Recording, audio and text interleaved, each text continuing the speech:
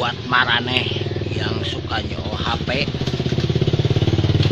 osok tiktokan atau osok FB-an, nyen status tar aya nu komen, nunggu anu ngechat ngeinbokan awewe.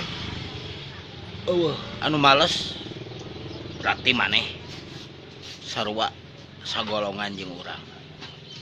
Sabarnya, sabar. Ari banget ripuh mah.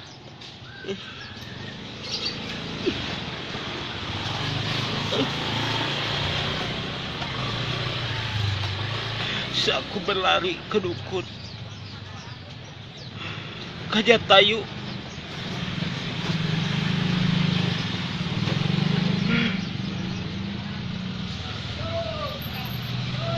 Neang monyet lain teu payu banget anu pejet. Hei atuh awewe sing karunya lah kanu kami golongan anu garoreng patut.